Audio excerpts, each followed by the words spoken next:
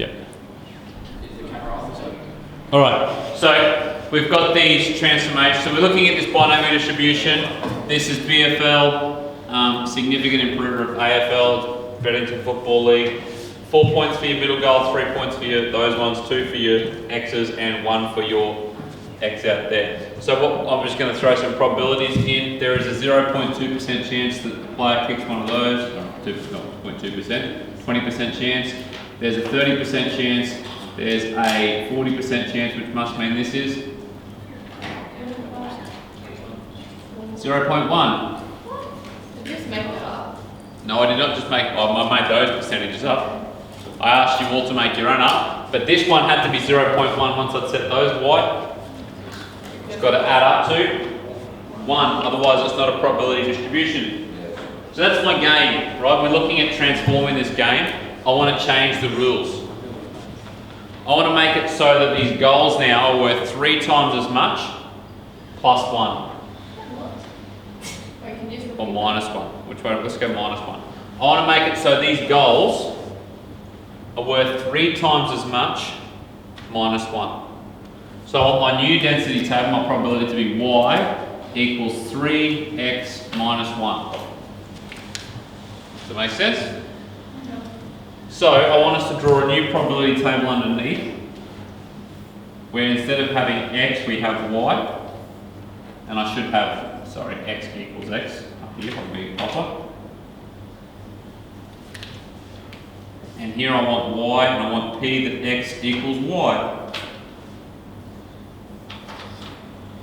That's my probability density table, it's a bit wonky. Will the probabilities change for getting each of those scores? Where were players aiming before? the middle? The middle. So that's not going to change, correct? No. I'm still going to have 0.1, 0.4, 0.3 and 0.2. What's going to change is my y value. So where x used to be 1, where I used to get 1 point for my goal, what's it now worth? 2. Where I used to get 2 points, it's now worth? Where I used to get 3, it's worth? 8, And when I used to get 4, it's worth? 11. Cool? So that's pretty simple, right? That's called a transformation. We put it in that linear form where the 3 represents our gradient, and our last value represents our y-intercept. However, with these transformations, it comes in the form y equals ax plus b. So a is equal to 3 and y is equal to, sorry, b is equal to -1. So what we really need to be able to do is see the impact that this has on our expected value and our variance. Now we know that our expected value normally equals sum of xp, correct?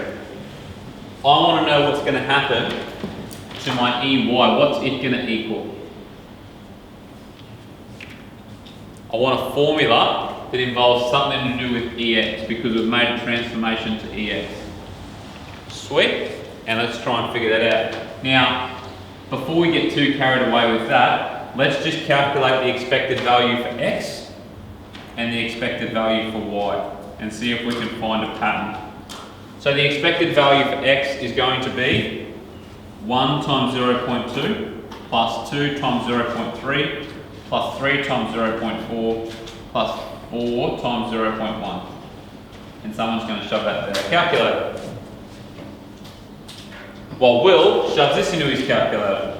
2 times 0.2 plus 5 times 0.5 plus 8 times 0.4 plus 11 times 0.1.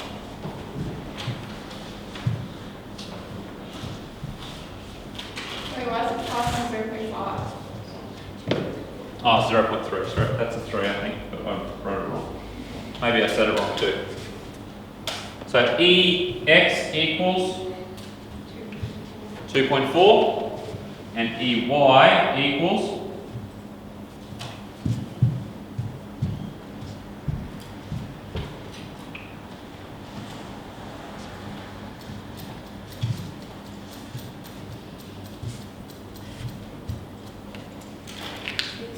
'Cause like this. 6.2. Okay. 6.2? Okay. So, can we see a pattern involving our expected value here? So EY, I'll do it up here, I'll get rid of this EX. EY equals something EX. So what's happened to our, what do you reckon the relationship is? Times 3. So A, So just 3 times EX. Take 1. yep, so 3 times A. So A times EX Yeah. plus B. So That's our it's- formula. That's the formula. So it's like the same as how we worked out the other ones, but you just put expected value. Yep. Okay. I'm proving this formula. So now I don't need to do all that if I don't want to. I can just use this formula up here. Does that make sense? Yeah. When it says sum, or is it just one equation? No, the other one that's like sum of. Yeah, well, you could do it you can do it either way. Okay. So I can determine my expected value doing up my distribution table and solving it like that, or I could apply that formula. Okay. Sweet? Oh, so it's the same thing. Yeah, same thing. Now, the other thing I need to find out, obviously, it's most important that I can find my variance out. Standard deviation comes with variance, but the variance, now again, I can do two things. I can calculate the variance. How could I calculate the variance? I have to add another row to my table, wouldn't I? What would go on the bottom row? Y squared, and I'd go 4, 25, 64, and 121. And I'd find my variance out by doing the var of y equals EY squared minus EY in brackets squared. If you forget the order of that, just remember the biggest one goes first. So find out EY squared and then square EY, which would be 6.2 squared. Whichever one of those is bigger goes first. That's how I remember it. Now the equation for that, so you can go through it this way, like we've done before, or you can use the equation. Sorry, and what I really want to, V or Y is fine. That equals A squared var x. So what does that tell you about the variance? Does B affect the variance at all? No. No. Sweet. So you can do either this, or you can do this, where you just learn the formula off by heart. So if we knew the variance of x, and we saw that there was a value of 3, it would just be 9 times the variance of x. Cool? Is that the same for every transformation? Yep. Now, do I need an equation? I'm not going to write the standard deviation equation up. Why not?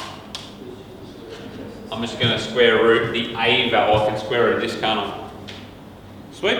Square root what, sorry? I can square root this. Yeah. What do we have to remember when we square root the A value though? Plus or minus?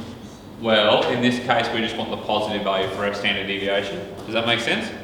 Yeah. So, I don't want to write it. It's another thing you have to remember, so I don't want to do that. Cool? It should make sense the more we understand our standard deviation. And just a reminder that our expected value is telling us about our average score, our middle score, where we're expecting our score to be. If I was to kick a shot at goal, I'd expect to get 6.2. The average shot at goal will be worth 6.2 in the BFL Plus. In BFL Original, it'd be worth 2.4. Cool? And the variance tells me how wide, how often am I hitting a spot near 6.2 and how often am I hitting a spot near 2.4. Happy with that? Cool. That's all I really need to teach you about transformations. There's questions from yesterday and then I'll do some more teaching so you're ready for the other day. So I get through some questions. I think it was question 7.